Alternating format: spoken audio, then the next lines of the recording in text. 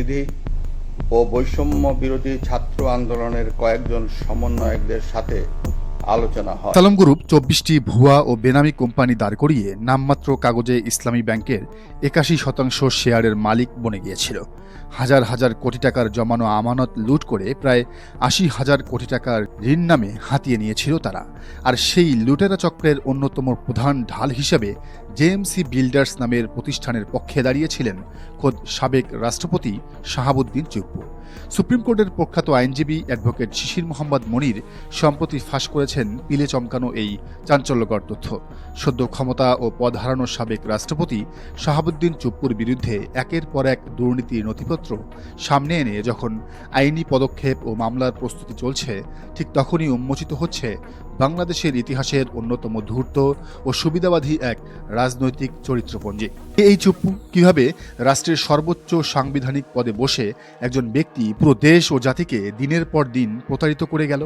গল্পটার গভীরে গেলে দেখা যায় ৬০-এর দশকে তিনি ছিলেন পাবনা এডওয়ার্ড কলেজের ছাত্রলীগের সাধারণ সম্পাদক। সেখান থেকে পদোন্নতি পেয়ে পাবনা জেলা ছাত্রলীগের সভাপতি আর পরবর্তীতে জেলা যুবলীগের সভাপতি। ১৯৭৫ সালে শেখ মুজিবুর রহমান বাকশাল কায়েম করার পর তাকে করা হয় পাবনা জেলা বাকশালের যুগ্ম সাধারণ সম্পাদক। কিন্তু রাজনীতির আসল খেলা শুরু হয় ৮০-র দশকে। ১৯৭৫-এর পট পরিবর্তনের পর এবং প্রেসিডেন্ট জিয়াউর রহমানকে হত্যার পর এরশাদ যখন ক্ষমতায় বসেন, তখন তৎকালীন জেনারেলদের প্রশ্রয়ে প্রশাসনে আওয়ামী লীগের পুনর্বাসন প্রক্রিয়া শুরু হয়। ৬০-এর দশকে লীগ নেতাকর্মীদের যে পঙ্গপাল দলে দলে অ্যাডমিন, পুলিশ ও জুডিশিয়াল সার্ভিস দখল করতে শুরু করেছিল, তারই ধারাবাহিকতায় ১৯৮৩ সালে বিসিএস বিচার ক্যাডারের মাধ্যম দিয়ে বিচারক হিসেবে সরকারি প্রশাসনে ঢুকে পড়েন যুবলীগ নেতা শাহাবুদ্দিন চুপ্পু। বিচারক পদে চাকরি শেষ করে ২০০৬ সালে অবসরে যাওয়ার পর ২০১১ সালে তাকে পুরস্কৃত করে শেখ হাসিনা সরকার নিয়োগ দেওয়া হয় দুর্নীতি দমন কমিশন বা দুদকের কমিশনার পদে। আর সেই গুরুত্বপূর্ণ পদে বসেই শেখ হাসিনাকে দুটি অমূল্য রাজনৈতিক এবং আইনি সার্ভিস দিয়েছিলেন শাহাবুদ্দিন চুপ্পু। প্রথমত, বিশ্বব্যাংক যখন ঐতিহ্যবাহী পদ্মা সেতু দুর্নীতি নিয়ে তদন্ত শুরু করে এবং আন্তর্জাতিক চাপের সৃষ্টি হয়, তখন তৎকালীন মন্ত্রী আবুল হোসেন সহ প্রধান সন্দেহভাজনদের বাঁচাতে এবং বিশেষ করে শেখ হাসিনার পরিবারকে রক্ষা করতে দুদকের তদন্ত কমিশনার হিসেবে অভেদ্য প্রাচীর হয়ে দাঁড়ান তিনি। প্রায় ২ বছর ধরে এক সাজানো ও লোক দেখানো আইওয়াস তদন্ত চালিয়ে অভিযুক্তদের এক এক করে ক্লিন চিট বা নির্দোষ প্রমাণিত করেন।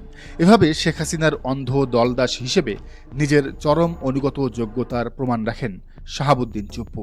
দ্বিতীয় সার্ভিসটি তিনি দেন মরহুম বেগম খালেদা জিয়ার বিরুদ্ধে।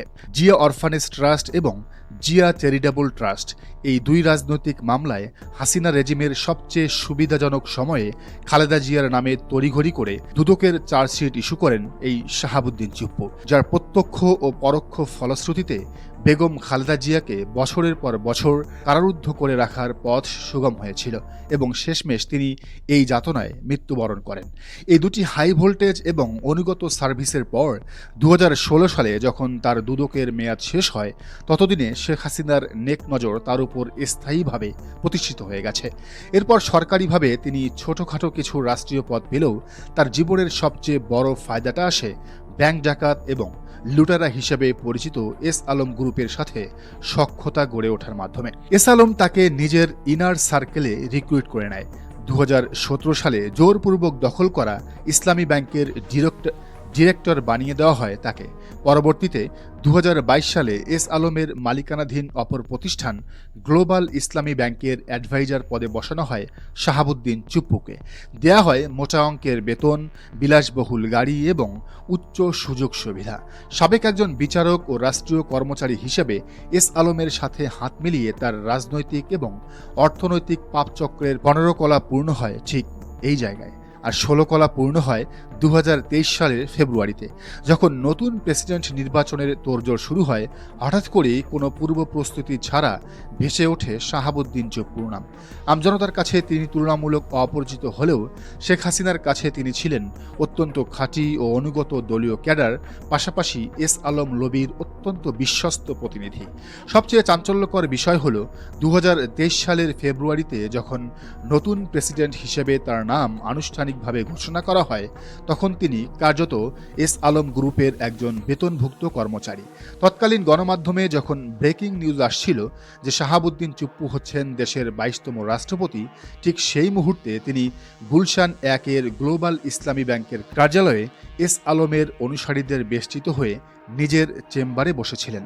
বাংলাদেশের রাষ্ট্র ও সরকারের ইতিহাসে অতীতে অনেক ভালো মন্দ, যোগ্য অযোগ্য মানুষের আনাগোনা ঘটেছে, কিন্তু এই চুপ্পুর মতো একজন নীতিহীন, আত্মবিকৃত এবং নিচু মানের ব্যক্তিত্ব দেশের সর্বোচ্চ পদে আর কখনোই বসেনি। ভবিষ্যতে স্বাধীন বাংলাদেশের রাজনৈতিক ইতিহাসে যে কয়টি চরম কলঙ্কজনক অধ্যায় লেখা থাকবে তার মধ্যে শাহাবুদ্দিন চুপ্পুর প্রেসিডেন্ট মেয়াদকাল নিঃসন্দেহে শীর্ষে অবস্থান করবে। এমনকি 2024 সালের 5ই আগস্টের মহাজাগরণ এবং শেখ হাসিনার পলায়নের পরও এই চুপ্পু তার ধূর্ত স্বভাব ছাড়েননি।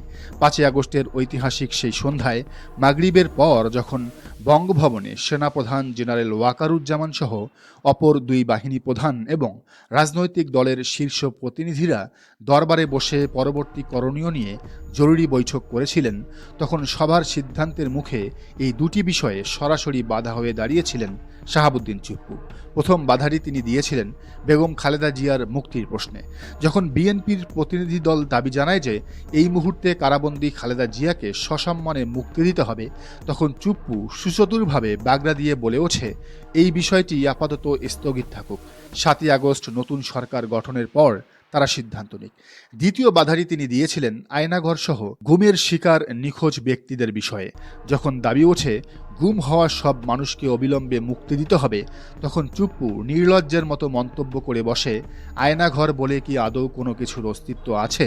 কিন্তু বঙ্গভবনের সেই উত্তপ্ত মুহূর্তে সেনাপ্রধান জেনারেল ওয়াকারুজ্জামান সরাসরি হস্তক্ষেপ করে চুপ্পুর চক্রান্ত নস্যাৎ করে দেন।